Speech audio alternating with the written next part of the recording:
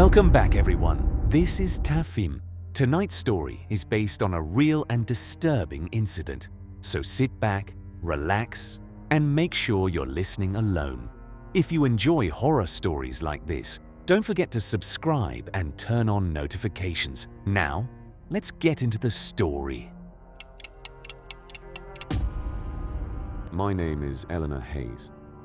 I'm from Savannah, Georgia, USA. I never believed in ghosts, not really, until I moved into that house. People around here call it the Royal House, not because it belongs to royalty, but because it used to belong to a family that lived like they were, wealthy, powerful, untouchable, and now forgotten. This happened in 2024. I had just taken a job as a private caretaker for an old historic property on the outskirts of Savannah. The owner lived out of state and only needed someone to maintain the house and stay there a few nights a week. The pay was high, way higher than it should have been. I didn't ask questions. That was my mistake. The first time I saw the house, I felt it. It stood alone at the end of a long dirt road. Massive, 3 floors, white paint peeling off, black windows staring like empty eyes. But what stood out the most was how quiet everything was. No birds, no wind, nothing. The owner gave me one simple instruction. Don't go into the east wing. I asked why. He didn't answer, just said, it's locked for a reason. Inside, the house felt frozen, like time had stopped decades ago. Furniture covered in sheets, old portraits hanging on the walls, and everywhere I went, I felt like I was being watched. The first night, nothing happened. Second night, I heard footsteps. Around midnight, slow, heavy, coming from upstairs. I was alone. At least, I thought I was. I grabbed a flashlight and went up. Each step creaked under my feet. The air felt colder the higher I went. When I reached the hallway, the footsteps stopped. Silence. I checked every room. Nothing. As I turned to leave, I noticed something. At the far end of the hallway, there was a door, different from the others, darker, older. The east wing. I walked closer, my heart beating faster. The door was locked, but something felt wrong. I leaned in, and that's when I heard it. A whisper from inside. Don't leave me. I stepped back immediately, my hands shaking. The next morning I called the owner, told him everything. He went quiet, then said something I'll never forget. If you hear her, ignore it. Her. That night, I couldn't sleep. Around 2:30 a.m., I heard it again. This time, louder, crying. A woman's voice, coming from the east wing. I tried to ignore it, I really did. But then it changed. The crying stopped. And suddenly, I heard footsteps. Running, fast, from behind that locked door. Then, bang! Something hit the door from the inside, hard. I screamed and ran downstairs. The next day, I went into town and asked around. People didn't want to talk about the house. But one old man finally told me the truth. The Hawthorne family lived there, he said. They acted like royalty, treated people like servants, even their own blood. I asked him about the East Wing. He looked at me and said, that's where they kept her. Who? He leaned closer. The daughter. He told me the girl was locked away for years. No one knows why. Some say she was sick, others say she saw something she wasn't supposed to. One night, she disappeared. No body, no trace. But after that, people started hearing things. Crying, whispers, footsteps. coming from the east wing. That night, I went back to the house, and I made the worst decision of my life. I unlocked the door. I don't even remember how I got the key. It was just in my hand. The door creaked open. Inside, it was dark, colder than anywhere else in the house. The air felt heavy. I stepped in. The room was empty, except for one thing: a chair in the middle of the room, and on the wall behind it, deep scratch marks, like someone had been trying to get out. Then I heard it, right behind me. You came back. I turned around slowly, and I saw her, standing in the doorway. A girl, thin, pale, wearing an old white dress. Her hair covered her face, but I could see her eyes. Completely black. She tilted her head and smiled. You opened it. The door slammed shut behind me. I ran toward it, tried to open it. It wouldn't move. Then I felt it. Cold hands, touching my back. I froze. Her voice, right next to my ear. Now you stay. I don't remember how I got out, but I woke up outside, on the ground. The door to the east wing was closed again, locked. I left that job the same day. I never went back. But Tafim Bay, it didn't end there. Every night, at exactly 2:30 a.m., I hear it. A knock, 3 times, from inside my closet, and a voice, soft, crying. Don't leave me. I don't think she ever wanted to escape that house. I think she just wanted someone else to stay. My name is Daniel Brooks. I'm from Flagstaff, Arizona, USA. I don't usually talk about this, because even now I'm not sure if I made it out of that place completely. This happened in 2021. At the time, I was working as a delivery driver, late shifts, long hours, mostly quiet roads. I didn't mind it. One night, around 11:40 p.m., I got a delivery request. The address was strange. It wasn't a normal house. It was listed as a property outside city limits, somewhere deep off an old highway. I almost declined it, but it was a high-paying order, so I took it. The drive took about 40 minutes. The further I went, the more empty it got. No streetlights, no houses, just trees and dirt roads. Eventually, my GPS told me to turn onto a narrow path. It didn't even look like a road, but I followed it. After about 10 minutes, I saw it. A house. Old. 2 stories. Lights on, but very dim. It didn't look abandoned, but it didn't look lived in either. I parked the car and grabbed the package.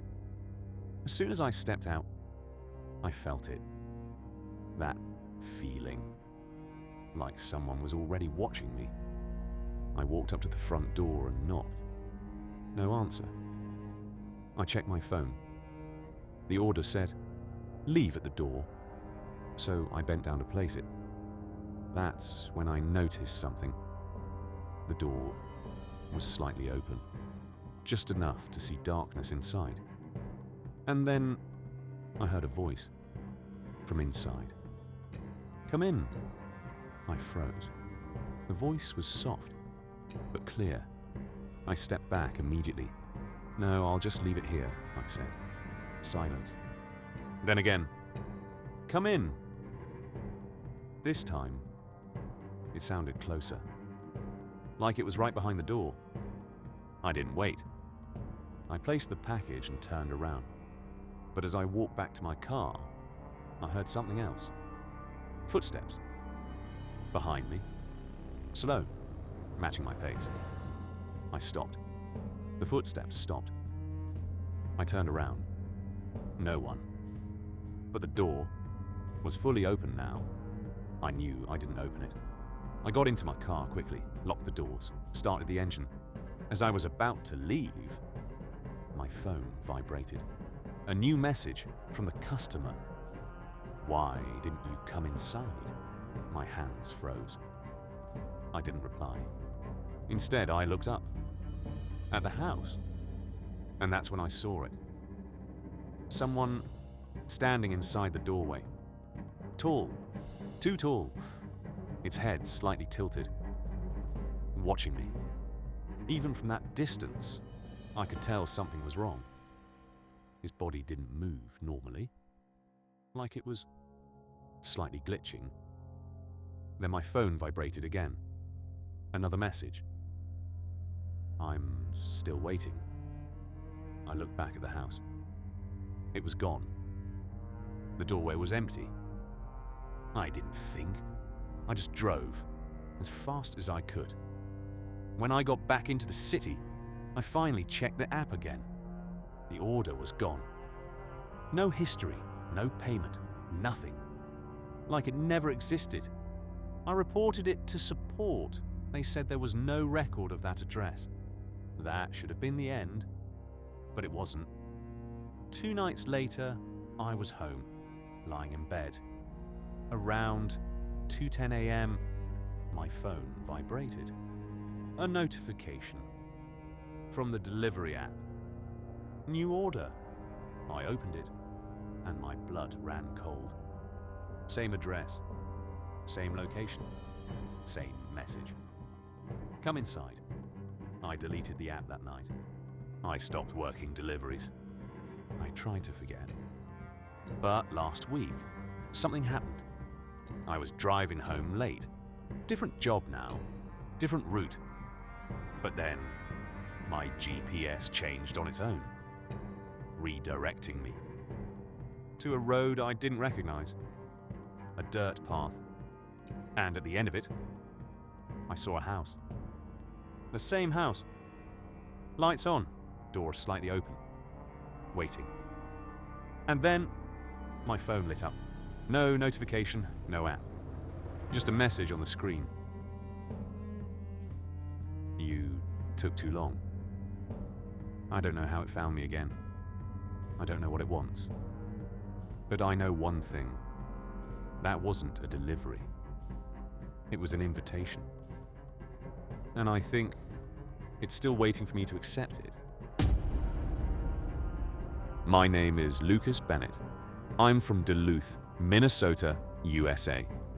I've tried to convince myself for years that what I saw wasn't real. But the problem is, it didn't stay where I saw it. It followed me. This happened in the winter of 2020.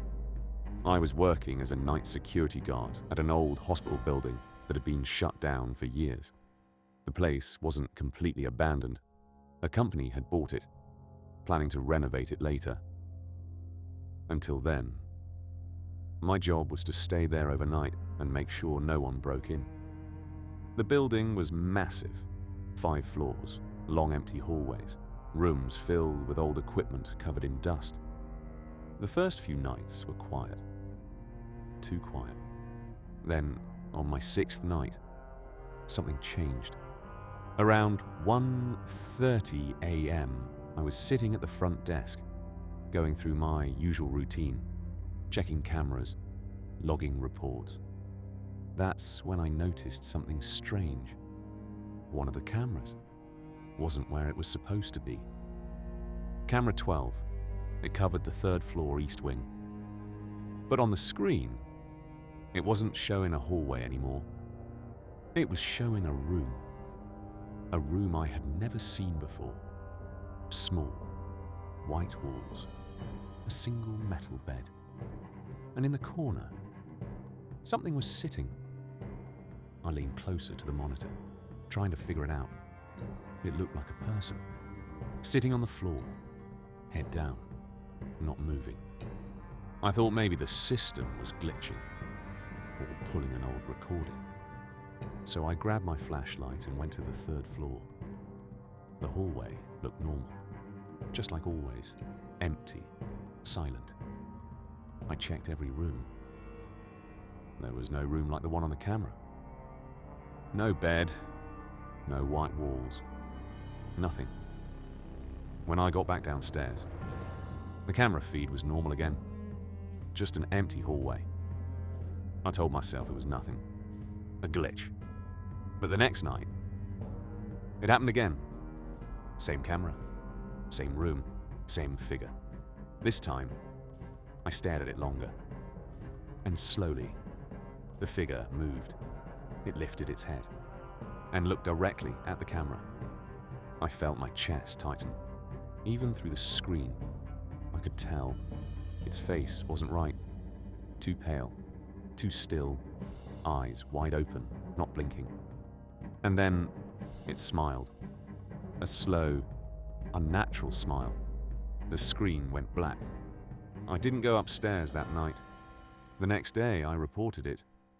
They checked the system, found nothing wrong. No extra rooms, no missing footage. They told me to ignore it. So I tried, but things got worse. A few nights later, I started hearing sounds, footsteps, from the third floor.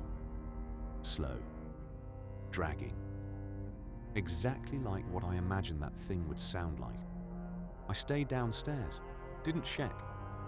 But around 2 a.m., I heard something else. A voice. Through the building intercom. It turned on by itself. Static. Then, come upstairs. I froze. The voice sounded broken, like it was being forced through something. Then again, Lucas. I never told anyone my name there. The intercom shut off. I didn't move for the rest of the night. The next morning, I quit. I didn't care about the job anymore. I just wanted to get out. For a while, everything was normal. I got a new job, different place, different life. I started to forget about it. Until 3 weeks later, I was at home, alone. Around 1:30 a.m., I woke up suddenly. Same feeling, that something wasn't right. I sat up in bed, looked around. Nothing. Then I heard it. A faint sound. Static. Coming from my phone. I picked it up. The screen was on. No app open, no call. Just static. Then the screen changed to a video feed. Black and white. Grainy. And my heart stopped. It was the hospital. The third floor hallway. From camera 12, I stared at it, unable to move. Then slowly, the camera angle changed, turning, moving, like someone was holding it, walking towards something. A door at the end of the hallway. A door that wasn't there before. It opened, and inside, that room, the same room, white walls, metal bed. And in the corner, that thing, sitting, waiting. It lifted its head. And this time, it wasn't looking at the camera. It was looking at me. Through the screen, it smiled again. Then the video cut out. My phone went black. I dropped it, my hands shaking. Then I heard it. From inside my apartment. A sound. Footsteps. Slow, dragging. Coming from the hallway. I turned toward my bedroom door, and I saw it. A shadow. Passing by. I couldn't breathe. Couldn't move. Then the intercom in my apartment turned on. Static. And a voice. The same voice. Come upstairs. But I don't live in a building with floors like that. There is no upstairs. But now, every night, at exactly 1:30 a.m., I hear it. Footsteps, moving through my apartment. And sometimes, I wake up, standing in my hallway, facing a door. That wasn't there before. My name is Olivia Turner. I'm from Asheville, North Carolina, USA. I've been trying to understand what happened for the past 2 years, but nothing makes sense anymore. This didn't happen in some abandoned place. It happened in my own home. That's what scares me the most. This started in 2022. I had just moved into a small house on the edge of town. Quiet neighborhood, nothing unusual. I lived alone and I actually liked the silence. Everything was normal for the first couple of weeks. Then one night, I woke up. I checked the time. 2:46 a.m. I don't know why I woke up, but I felt something was off. Not a noise, not a dream, just a feeling. I turned my head toward the bedroom door. It was closed. Exactly how I left it.